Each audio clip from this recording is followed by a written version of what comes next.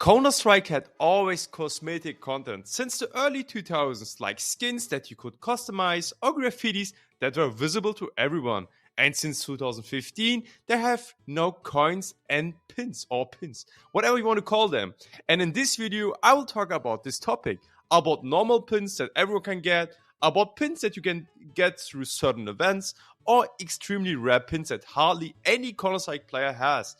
Before this video starts, I would like to explain what pins actually are. Pins in Counter-Strike are items that you can visibly add to your profile. You can see them when you tap in game, or if you just watch in your inventory, or when someone has them listed on their Counter-Strike profile and you just click on their profile while being in the game. They have absolutely no influence on the gameplay. They just look cool and you can show them off. There are two main types of pins, normal ones and the genuine ones. Normal pins are easy to get. You can find them in pin capsules, buy them from the Steam market, or trade with other people, or you can buy them from any other market. They are cool but not super special. The genuine pins though, they are the rare ones. You used to able to buy them from the Valve store or pick them up at CSGO majors back then in person. At events they were even handed out sometimes for free. They cost $20 back then, but Valve stopped selling them after the Berlin major in 2019, the Star Ladder major. And of course, the prices shot up after that. What made them unique is that you had physically open them in real life and then enter the code on Steam. Plus, you got a real life pin badge to go with your in-game one, which makes them extra collectible. Then we have the regular pin capsules. You have probably seen those. The Series 1, 2, 3 and the Half-Life Alex pin capsules. You can grab them from the market anytime, and even Counter-Strike is selling them in-game in their own in-game store, not from the Steam market. I mean, you can buy them from the Steam market as well. So guys, they are not super rare, but honestly, some of them look really cool in-game, and I still love them using them. I mean, I used them in the past, then I switched, but I love the whole pin, for example, or the map pins. They look so nice. Next up, we got the coins that are tied to your account and can't be traded.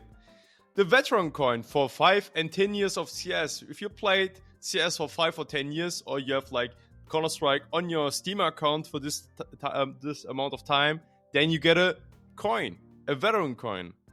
We got a premier season coins, which can change color based on your premier points and from each different season. Like first season 1, it didn't count, everyone got the same rating, but since we are in season 2, this season everyone gets a different coin depending on their premier points.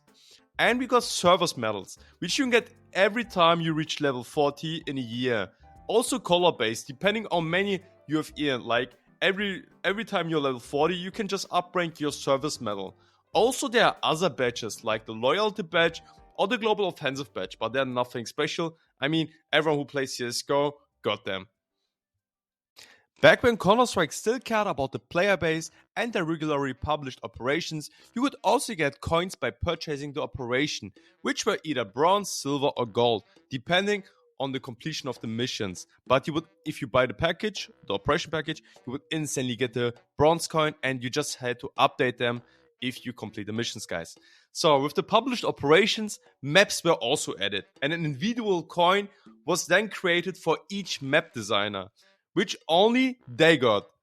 The operation map contributor coin is extremely rare and cannot be traded. However, there are for example map creators who have several of them, such as FPOM, our Counter-Strike legend. This guy has created maps like Cache and Season. The last category of coins are the ones you can only get during a major, or with the pass you redeem that you only buy during the major.